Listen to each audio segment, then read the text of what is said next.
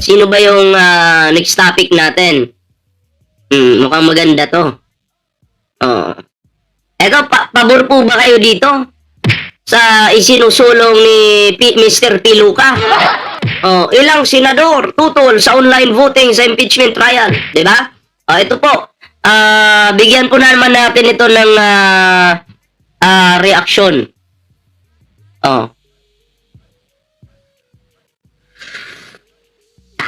Kape po tayo dyan.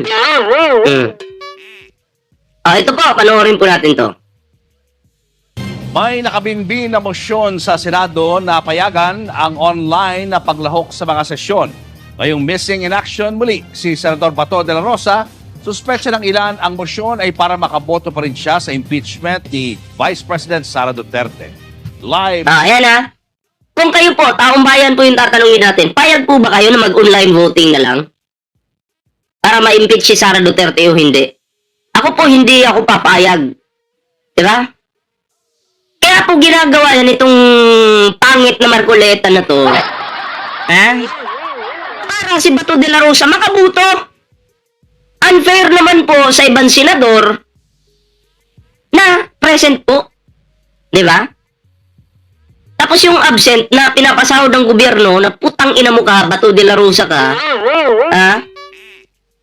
Pinapasahod ka ng taong bayan. Tapos ngayon, yung mga kasabwat mo dyan sa Senado, gusto online na lang. Ay, hindi maganda yan. Pwede po yan pwede pong gawin yan in case lang na merong paglindol, tapos nag-crack po yung nag-crack yung Senado, hindi magagamit yung building ng Senado. At pwede po yun. Kung may malaki ang baha, pwede po yung online voting na yan. Kung may mga pagsabog sa loob. Yun. Kasi nangyari po yan sa panahon ng COVID. Kasi hindi makalabas yung mga senador, ginagawa nila, online po nila ginagawa yung kanilang trabaho. Diba? Pag nag-meeting po sila, online. Ganun po yun. Pero wala naman po dahilan para mag-online voting. Ang ganda ng panahon natin. Wala naman bagyo. Diba? Walang bagyo, walang lindol. Pero may absent. Naku po.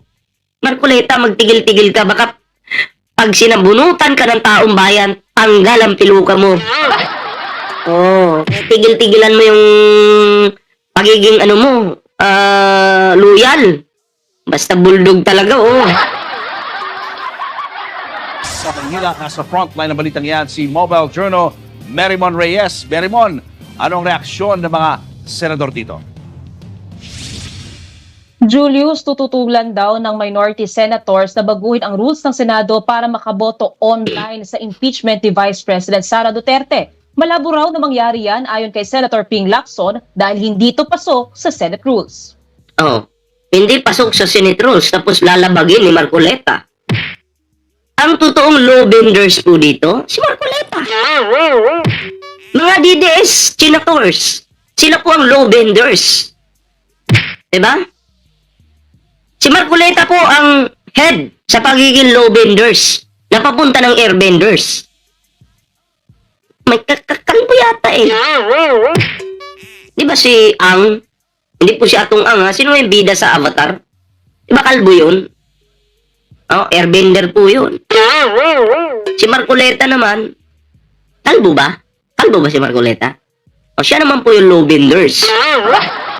May karakter tayo. May hero tayo sa Pilipinas na pwedeng gawing hero sa Mobile Legends. Law benders. Loyal si Marcoleta sa pugante. Ano ka ba? Basta kung pareho kasi, bigyan ko kay idea. Kung kalbo yung tropa mo at kalbo ka rin, magiging sunod-sunuran ka talaga. Tropa mo kalbo pa. Diba? Sabi ni Ann Kapon, ang pangit ng pangalan nito. Ani Kapunpun. Pakulang na lang, kapunin yung putang ina mong pamilya. Diba? Ano siya? Ulagang fake news na butiking Pasay pala ito. Si Sen Bato daw, nahuli na. Bobo, hindi makaintindi sa ating topic. Diba? Ganyan po kabobo ang mga DDS. Nagmana sa bobo na si Jimmy Bundok. Diba? Nagmana sa bobo na si Jimmy Bundok. Sino bang nagsabing nahuli na si Bato de la Rosa? Sino? Pakituro nga, putang ina mo ka. Alam mo, kung ako yung presidente ng Pilipinas, tapos may makita akong bobo, papalamunin ko ng bala yan. Bobo eh. Mamaya, ano ka pa. Diba? Magkalat ka pa. Tang ina mo, bobo ka. Wala kang utak. Diba? Relax ka lang kasi si Bato, kabado na ngayon. Kinakabahan na. Sana Bato, manlaban ka. Matutuwa kami. Manlaban ka. Diba? Bato ka, hindi ka tatablan, huwag kang mag-alala. Laban ka lang. May 11, araw na nagkaroon ng kudita sa liderato ng Senado. Nagmosyon si Senator Rodante Marcoleta na amyendahan ang panuntunan ng Senado at payagan ang online na paglahok sa mga sesyon kung may sapat na dahilan. Sa Rule 14, Section 41 ng Senate Sessions, pinapayagan ang online na paglahok sa sesyon sa mga pagkakataon lamang na may force majeure tulad ng kalamidad o kung may national emergency na balakid sa personal na pagdalo ng mga senador. Noon ginagawa po yan sa panahon ng COVID kasi mahirap na lumabas, di ba? Pag may bagyo, may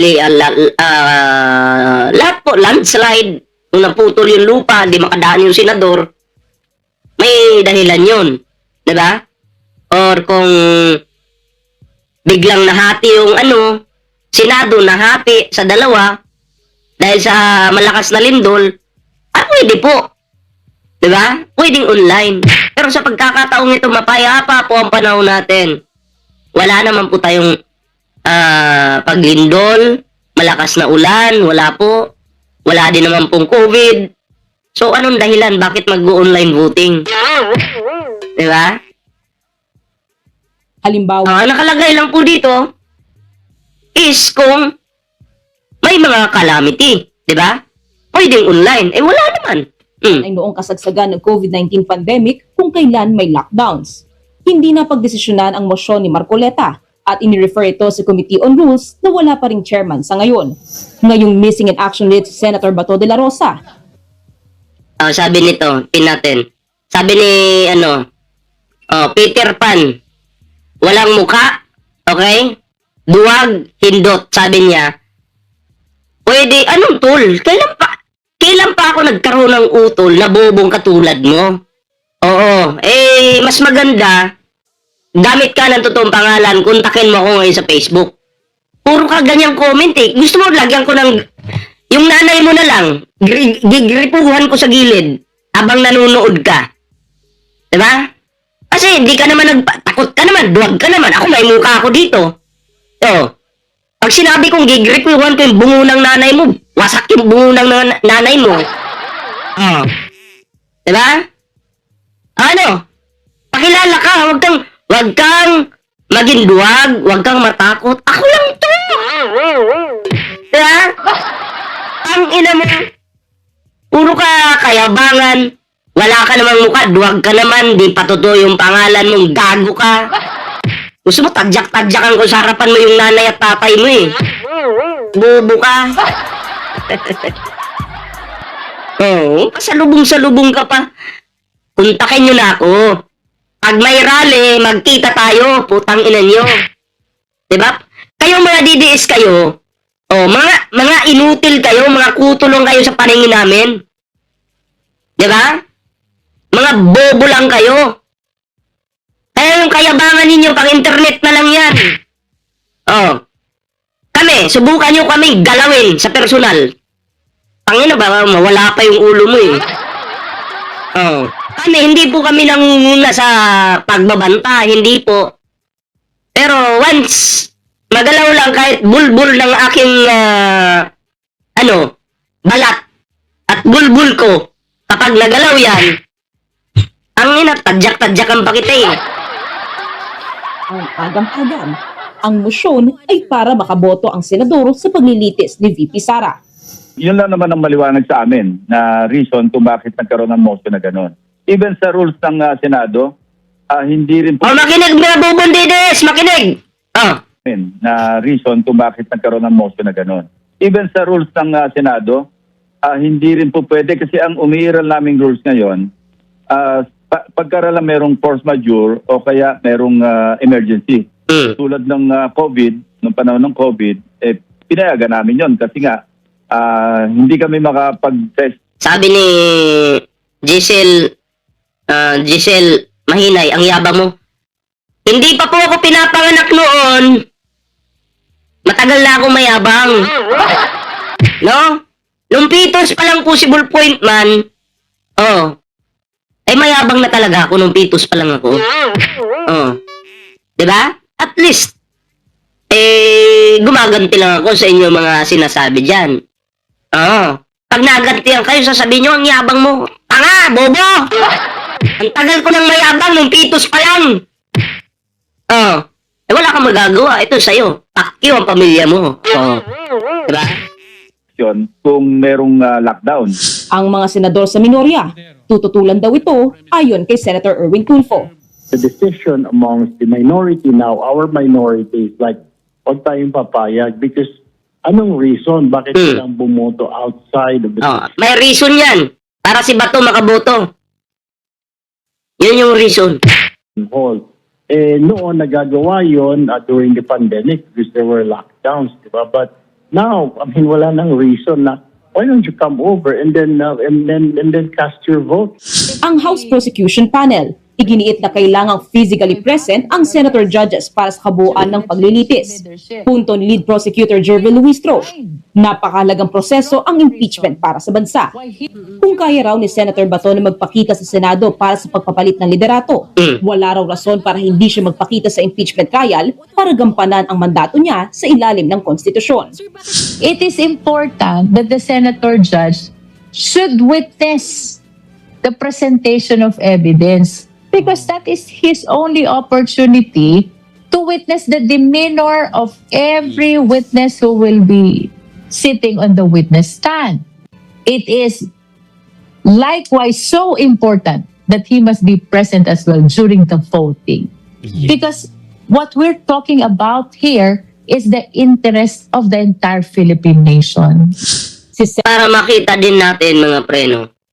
Live, kasi live talaga yung gagawin eh. Makita din natin kung sino-sino yung mga papabor sa impeachment, yung na tuluyan ng matanggal yung pinapasahuran ng taong bayan na si Sara Duterte or kung sino yung makakakampi sa kanya. Ang pangit naman kung online lang. Pabor na pabor kay Bato yan. Diba? Sa tingin ko, hindi magiging maganda yan. At itong motion po ni ng aking lolo, pinakamamahal kong lulong kalbo. Ay, kalbo ba? Yung lolo ko? Ay, basta lang si Mr. Piluka. Ito sa nakikita ko lang, malamang sa malamang, hindi ito makakalusot. Diba? Wala. So, kung absent ka, sorry na lang sa'yo. Dapat ganun tayo. No, at hindi po yung papayagan ni Ping Lacson. Panoorin niyo po yung kanyang sinasabi dito. Senator Ping Lacson, kumpiyansang hindi ito lulusot. Paliwanag niya, magkaiba ang rules ng Senado bilang legislative body sa rules ng impeachment court. Aniya, hindi pwedeng basta-bastang babaguhin ang panuntunan. Although, nagagamit yung rules of the Senate then sa rules on impeachment. Pero hindi po pwedeng agad-agad magdi-decide kami sa floor, maski kami lahat mag-agree na baguhin yung rules, may publication pa yan.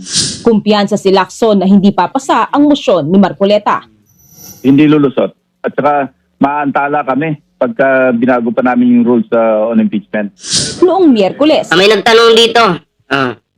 Ito bago ko sagutin yung tanong mo, ayan, ipin muna kita.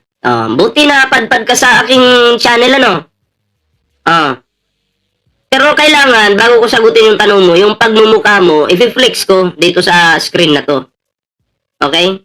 I-flex ko yung pagmumukha mo dito. Saglit lang. Saglit. Oh, nakapin po yung pangalan mo ah. Yung tanong sa akin, walang problema. Oh, sasagutin natin ng maayos 'yan. 'Di ba? Wait lang ha. Sagutin natin ng maayos 'yan. Yari ka ngayon. Yari ka ngayon. Ito po ha, saglit lang.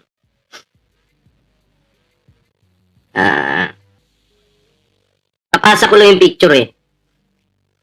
Bago natin basahin yung kanyang ano. Basahin yung kanyang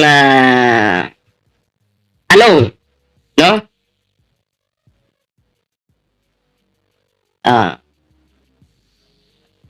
Walang kukurap pa, walang kukurap pa. Walang kukurap.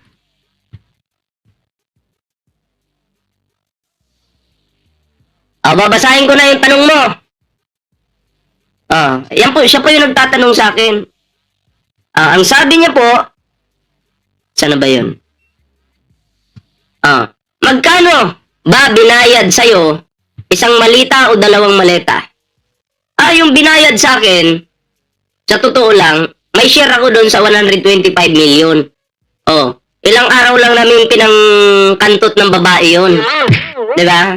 Pero mukhang ikaw yata yung kumalabit sa akin doon sa mismong kanto na yon. Hindi kita pinatulang kasi ang pangit-pangit mo na nga, wala ka pang ligo, ang baho-baho pa ng pagmumukha mo. Diba?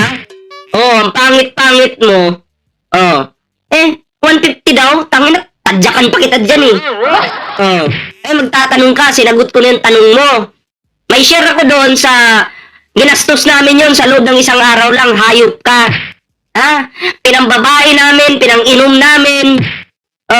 Pinangwalwal namin kung saan-saan, putang ina mo ka. Ngayon, alam mo na yung sagot. Magkasama kami ni Inday Sayad. Bobo ka, pangit-pangit mo, may patanong-tanong ka pa.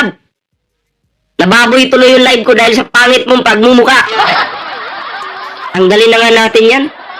Hayop ka, maligno pala tong hayop na to. Tuloy tayo dito. Napagkasunduan sa caucus ng mga senador na sa July 6 sisimulan ang mismong paglilitis kay VP Sara. Kung magbago man yan, ay 1 o 2 araw lang ayon kay Lacson. Naku, July 6? July ba? July? Mali yata ko pagkarinig. On impeachment. Noong Miyerkules, napagkasunduan sa caucus ng mga senador na sa July 6 sisimulan ang July 6! Matapos yung July, siguro malalaman na natin. Or baka hindi pa matapos yung July, malalaman na natin kung si Sara Duterte karapat dapat pa bang maging vice o hindi na. Ayan. Tabang-abang po ito. Sara! Mag-i-extend pa yan ang bakasyon sa ibang bansa. Kasi pag napatalsik siya bilang vice president, hindi na uuwi ng Pinas yan. Hindi na uuwi ng Pinas yan. Maniwala ka sa akin. Magtatago na yung agila. Agila ko no. Nantingin ko nga lang sa iyo, kuto. Saan banda yung pagiging agila? Sabi ng matandang ito, mga pre, adik ka rin pala. Matagal na akong adik sa pagbanat kay Digong. Matagal na akong adik kasi nung nagmamariwana kaming dalawa ni Digong, hay na hay kaming dalawa. Kasama ko si Digong, nagmariwana kami. Ang tatay mo, mahilig sa mariwana yan. At kasama ko yan noon. Bubo ka pala eh. Sinasabi ko nang adik ako at kasama ko si Digong. Adik kaming dalawa. Diba? Ang sarap kayo ng higop namin ng mariwana. Takang kapri lang. Diba? Ang ina mo, ang pangit-pangit mo. Gwapo ka, syempre. Yung pagmumukha nyo, kung ikukumpara lang sa puwet ko, ay ang pangit ng pagmumukha nyo. Hindi ka-level ng puwet ko yung inyong pangit na pagmumukha. Ang ina. Ano pa? May tanong pa ba kayo? Adik. Ang tagal na naming adik ni Digong. sa pamimitis kay VP Sara. Kung magbago man yan, ay 1 o 2 araw lang ayon kay Lacson. Julius, kailangan ng 2/3 o hindi bababa sa 16 na boto para makonvict si VP Sara. Ayon kay Congresswoman Jervy Luistro, regardless daw kung may Alam niyo, excited na rin ako makalabas si Digong. Namimiss ko na siya kasi magmamariwana session pa kami. Di ba umamin si Digong na sabi niya, nagmamariwana daw siya? O, yung time na yun, kakatapos lang namin yung time na yun. Kakatapos lang po namin yung time na yun.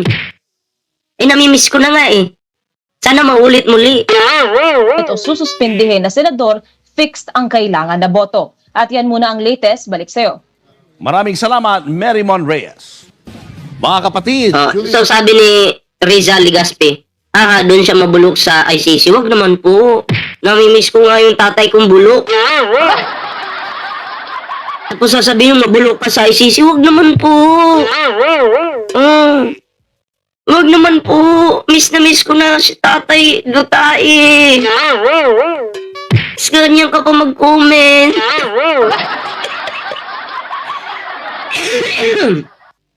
Ay, nako. So, anyway, idugtong po natin ito. Itong topic na to ng mga preno, idugtong po natin to. Ayan.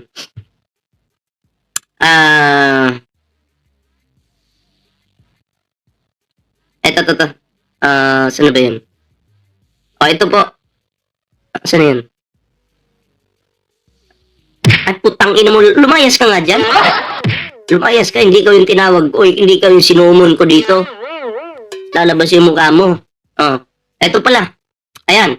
Ayon po dito alam niyo naman itong si Tubit Tiangco mapagpanggap itong isa pa tong kutong lupa na to, no? Ayon dito, Jesus Palsis slams Tubit Tiangco for posing as anti-corruption crusader. So, ayun sinupalpal po siya. Kasi itong si Tubit Tiangco nasupalpal po ni Jesus Palsis. Kasi alam niyo naman, no? Alfred Orada, shoutout po Alam nyo naman na itong si Tubit Tiangco, mahilig itong magpanggap. Sasabihin niya, anti-corruption ako. Pero sa lugar niya, binabaha yung nabutas. Diba? Walang aksyon na ginagawa. Yung budget na para sa flood control na yan, nasa na kaya? Yung mga pera na yan na dapat mabalik sa taong bayan, nasa na kaya? Tapos sasabihin mo, anti-corruption ka? Nakakahiya ka? Nagmamalinis ka pa? Wala ka namang kitang-kita na sa pagmumukha mo? Hindi ka malinis. Mahiya-hiya ka, Tubit Tiangco. Ayan Lawyer Jesus Palses slammed na butas Tubit Tiangco, accusing him of presenting himself as an anti-corruption crusader. Now, when he remained silent during the Duterte administration controversies. Yung mga anti-corruption ka pala, yung mga pagnanakaw ng mga Duterte, yung paggastos ni Sara Duterte ng 125 million sa loob ng isang araw lang. Nagsalita ka ba? Bumanat ka ba? Diba? Sabi dito, bayaran kang ulol ka. Pin natin to. Bayaran kang ulol ka. Ang sabi dito, ito muna, importante ito baha sa nabutas ang ikinamatay ng kabatch ng anak ko. Tingnan mo yan. May namatay pa pala sa nabutas dahil sa baha na yan, Tubit Tiangco. Dapat pamilya mo sana yung na-experience sana ng pamilya mo yung mga baha dyan, no? Pero hindi, maganda yung nyo Diba? Yung buhay ninyo sabi ng tanga dito, bayaran kang ulol ka, tamaan ka sana ng kidlat. Kidlat! Where are you ng kidlat? Tinamaan ako ng kidlat. Aray ko. Ang sakit-sakit. Didis bobo. Bayaran daw ako. Tanga, ang tagal ko na sinasabing bayaran nga ako. Kaya nga nag-share kami ng malita ni Inday Lustay. Tarantado ka pala Ilang beses ko pa ba sabihin sa'yo na okay, ako na yung bayaran sa Pilipinas. Ako na yung pinakabayaran. Number 1. 1 billion per day yung binabayad sa akin. Oh, ano, masaya ka na? Okay na? Ay, inamin ko na. Ano pa ba? Sasabihin mo, demonyo ka, ballpoint man! Demonyo rin ako! May sungay ako 10, nakapaikot sa ulo ko. Invisible nga lang. Oh. Ano pa? May comment ka pa? Baka meron pa, mabasahin ko pa yan. Meron! Patay na yata, hindi na nakapag-comment. Ayan na, tubig tiyang ko. Maraming namatay sa baha sa nabutas. Tapos sasabihin mo, anti-corruption ka? Sampal-sampalin kita, kaliwat kanan eh. Ha? Ay, basahin niyo po ito ha. Basahin niyo po ito. Ipipin ko. Ayan ha. Baha sa nabutas ang ikinamatay ng kabatch ng anak ko. Okay, sana kung si Tubig Siyang ko yung nalunod. Eh hindi po, ibang tao po, mga inosenteng tao, yung lumalaban po ng pata sa buhay. Tapos sasabihin mo, anti-corruption ka? Magnanakaw ka, Tubig Siyang ko! Magnanakaw ka! Diba? Kaya, wag ka na magpanggap. Alam namin, demonyo ka.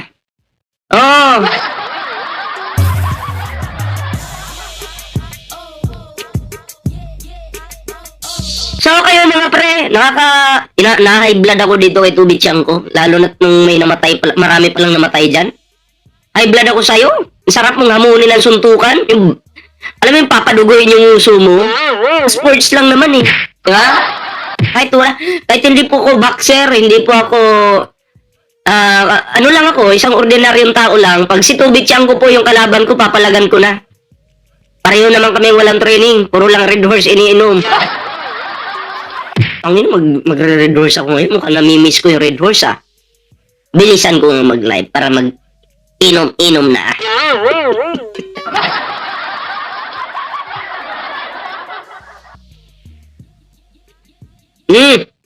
Nako. So, eto na. Ano po yung inyong opinion? Ano po yung reaction? Comment down po, no? Comment down below mga pre. Ayan.